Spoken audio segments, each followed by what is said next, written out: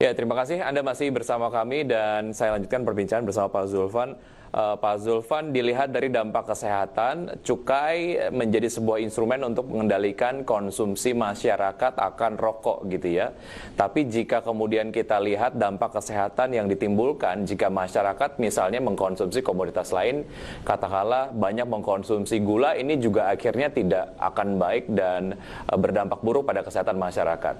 Ketika rokok sering dijadikan target pendapatan negara dari sektor cukai, bagaimana Anda melihat wacana untuk mengenakan cukai pada gula? Apakah ini nantinya akan kurang lebih membagi beban lah jika kemudian nanti pemerintah ingin menaikkan target pendapatan negara dari sektor cukai, tidak hanya terfokus pada cukai rokok saja, ada sumber lain misalnya? Oke, yang dari sektor cukai ini, Mas, kita itu selama berpuluh-puluh tahun kan hanya tergantung dari cukai tembakau, industri hasil tembakau, minuman mengandung etil alkohol dan sekarang mengandung etil alkohol. Nah, cukai itu dari industri hasil tembakau memasuk 95%. Gitu. Sementara targetnya pasti setiap tahun akan selalu naik cukai karena terus terang pendapatan pemerintah juga cukup besar dari situ. Nah, gini, kalau menurut saya sudah saatnya pemerintah memikirkan bagaimana ekstensifikasi cukai ini. Cukup banyak barang-barang yang bisa dikenakan cukai. Atau kalaupun tidak dikenakan secara tidak hanya kita lihat tingkat konsumsinya saja, tapi misalnya kita lihat ukuran industrinya. Rokok itu kan sebenarnya ukuran industrinya tidak gede-gede amat, gitu loh. Tapi dia menyumbang pajak yang cukup besar. Gitu. Nah, kalau misalnya gula dan mengandung gula dan garam ini dikenakan cukai, memang benchmarknya sudah ada. Kembalinya juga ke urusan kesehatan. Di New York sudah dikenakan kepada minuman bersoda, burger, dan makanan-makanan yang mengandung garam. Gitu. Nah, ini semuanya pilihan sudah tersedia sebetulnya bagi pemerintah. Tinggal bagaimana pemerintah mau mengetok kebijakan ini saja gitu. Karena kan kalau bicara industri, sama-sama bicara industri strategis, industri makanan minuman tentu di tingkat pertama, gitu. Di mana itu sangat banyak ya ragamnya yang mengandung pemanis dan perisa buatannya, gitu. Nah, apakah itu mengandung risiko kesehatan yang sama dengan tembakau atau tidak? Ya silahkan dikaji, kemudian diputuskan, itu saja sih. Gitu. Oke, mungkin karena memang makanan termasuk sebuah komoditas utama, jadi kemudian tidak, jika akhirnya dikenakan cukai, ini akan berpengaruh terhadap kenaikan harga dan akan berpengaruh terhadap raport inflasi tahunan lah, yang kemudian ini juga banyak dikritisi oleh banyak pihak. Mungkin itu pertimbangannya, menurut Anda seperti apa? Ya sebetulnya bagi saya sih, apakah kan penyumbang inflasinya sudah jelas, misalnya beras dan rokok.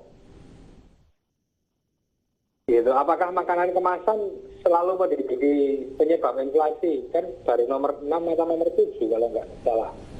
Dalam urutan yang penyebab inflasi dari data BPS. Gitu. Tapi memang secara strategis, bukan saya sih, tapi secara strategis industri makanan minuman itu memang menduduki peringkat pertama. Baik. Gitu. Ya, Pak Zulfan, saya ingin mendapatkan gambaran ketika cukai rokok untuk tahun 2020 diberlakukan dan secara prosentase ini sangat tinggi ataupun cukup tinggi lah seperti Anda tadi sampaikan. Gambaran serapan, kemudian serapan rokok tentu saja di masyarakat dan juga gambaran produksi lah ya di teman-teman industri sendiri seperti apa pasca cukai rokok di tahun 2020 ini diberlakukan. Dampaknya seperti apa sejauh ini? Sebetulnya kalau di sisi cukai, Mas, kalau ini dalam apa? Dalam keadaan normal-normal saja, ini pasti akan berusaha dipenuhi oleh teman-teman industri. Gitu. Tidak ada apa-apa. Cuman kan ketika ini cukai dinaikkan secara eksesif kemarin, kita ada pandemi yang itu tidak mungkin kita bisa menghindari. Nah, akhirnya kan ibaratnya cukai setelah dinaikkan secara tinggi, daya beli menurun di saat pandemi, ya terus saja ini akan banyak memukul teman-teman di perusahaan ya. Kalau dilihat dari angkanya,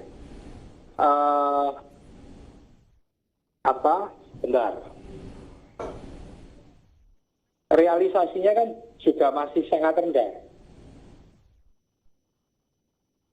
Target itu yang dicanangkan pemerintah adalah 164 triliun.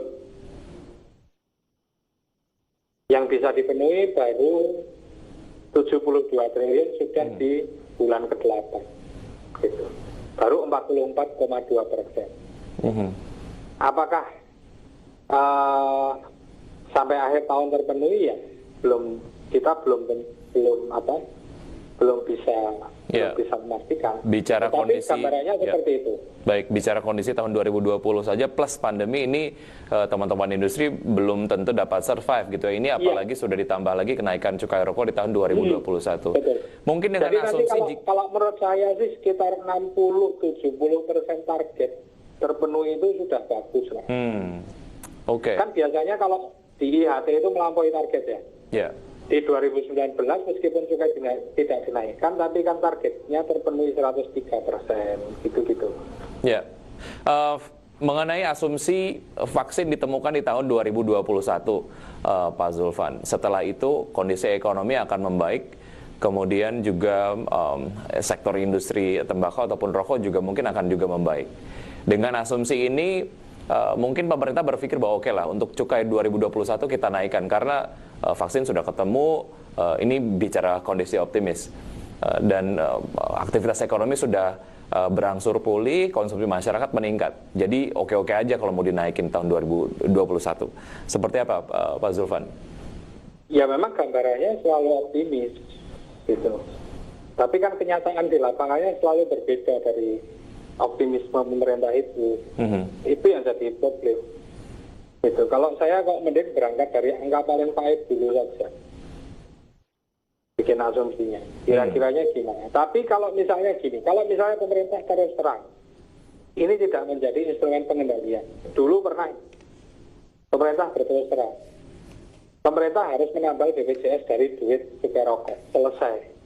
Perokok nggak ada yang nggak ikhlas. Gitu. Mungkin kalau sekarang bahwa pemerintah ngomong aja bahwa salah satu dari pandemi ini untuk menanggulanginya pemerintah butuh duit dari cukai rokok. Selesai, saya pikir. Gitu. Jadi pemerintah tidak perlu berbahasa basi lagi menjelek-jelekan rokok sebagai salah satu komoditas yang menimbulkan kemiskinan gitu. Harapan saya seperti itu, Mas. Maksudnya pemerintah ya udah, karena beberapa kejadian kan juga sudah membuktikan hal itu ya. Jadi kenapa nggak perlu terlalu jaim juga sama rakyatnya gitu. Ya, tidak perlu membungkusnya dengan justifikasi lain gitu ya. Iya. Baik. Oke, Pak Zulfan, dari data yang saya sudah kompilasi ini dari Badan Kebijakan Fiskal Kementerian Keuangan, jumlah pabrik rokok ini berbanding terbalik dengan naiknya cukai rokok. Artinya semakin naik cukai rokok, maka semakin berkurang juga pabrik ataupun produsen lah ya, rokok sendiri. Nah, mengenai temuan ini ataupun mengenai data ini saya datanya secara historikal saja di tahun 2010 hingga 2015. Sejauh mana data ini menjadikan input dari industri kepada pemerintah agar secara formulasi kenaikan ataupun jumlah kenaikan persentase dari cukai rokok ya tidak terjadi karena sudah jelas-jelas memberikan dampak tutupnya lah ya pabrik rokok yang memang notabene ini menyerap banyak sekali tenaga kerja. Gini, kalau masalah itu kan pengendalian dari sisi kuantitas ya, dari kuantitas produsen, dari jumlah produsen. Maksud saya begini, jumlah pabrik rokok di Indonesia itu kan tadinya hampir 11 ribuan.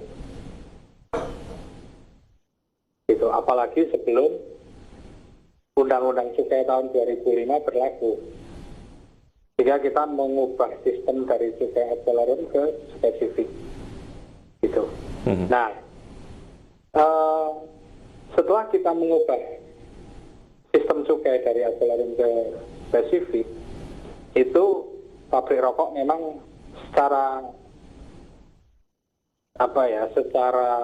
terus-menerus gitu semakin turun jumlahnya. Dulu yang sampai jumlahnya 11 ribuan, kini hanya tinggal 600 sekian, bahkan kini hanya tinggal 500 sekian. Itu pun yang bayar juga tinggal berapa? Nggak sampai 100. Baik. 100 pabrikan gitu. Mungkin NPWP nomor perusahaan kena cukainya masih ya, NPWP-KT-nya masih, barang kena cukai, nomor perusahaan barang kena cukainya masih, tapi mungkin dia juga sudah lama tidak aktif berproduksi. Itu pemerintah sudah tahu sejak tahun 2014 kondisinya itu selalu seperti itu.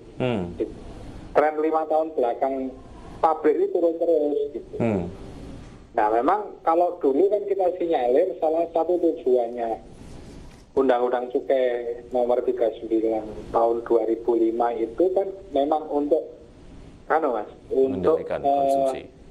Bukan mengendalikan konsumsi, tapi untuk meminimalisir pesaing gitu. Jadi pabrik-pabrik besar tetap bisa monopoli pasar. Baik.